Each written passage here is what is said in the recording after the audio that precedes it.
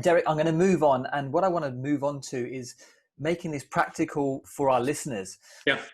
You know, if you're coming into the wonder of emotional intelligence and you're at the start blocks, as it were, you know, emotional intelligence as a whole can be a little bit like, excuse the analogy, but a little bit like an elephant. And often we say, how do you eat an elephant?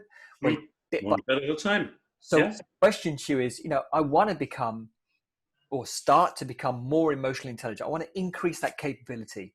What are your suggestions of how I start?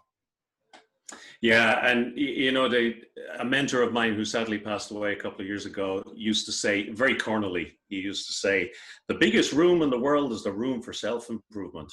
And like that, or like charity, it begins at home. You have to start with yourself and with your self-awareness of becoming capable of just noticing the emotional traffic, the emotional climate in your body and in your mind, and noticing how it's affecting, as I say, the things you do, the things you say, and the decisions that you make.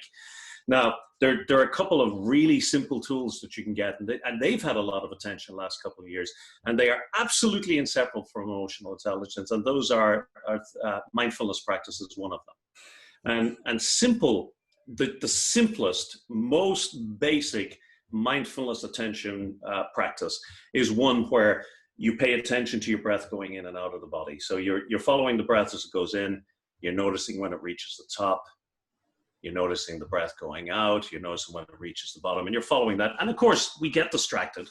And when you get distracted, just noticing you're distracted and going back to focusing on the breath. And that exercise itself is unimportant, except that it is building the muscle of attention and awareness.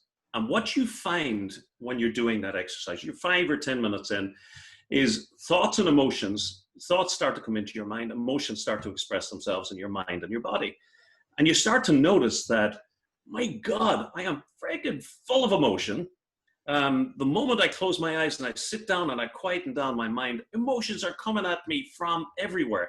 And people think, oh, when I meditate, all of these emotions arise. The reality is they were always there, but you didn't know.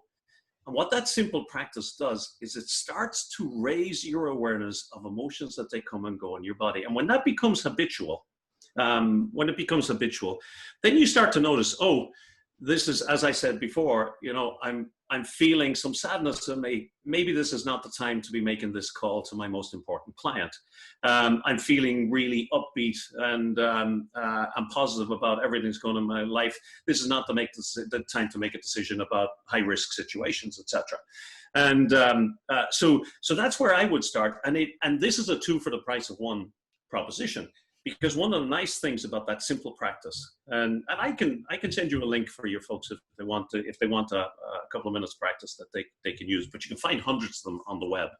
But one of the 2 for 1s is that practice also has a fantastic ability to, 1, improve your focus, 2, improve your awareness, and 3, actually it's a 3 for 1, improve your sense of inner calm.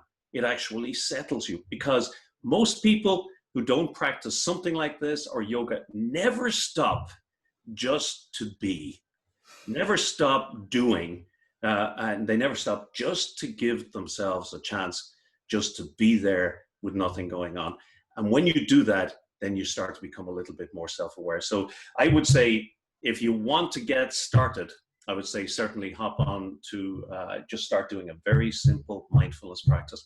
And already you've started working on your emotional intelligence. Second thing is useful is just start allowing yourself to feel what other people are feeling. Allow yourself. You know, when your eyes, somebody tells you a sad story, you see something on the TV and you feel your eyes filling up. You can do that in every conversation. You can feel into other people's experience. Self-awareness, awareness of others. You start to polish those, your whole world changes.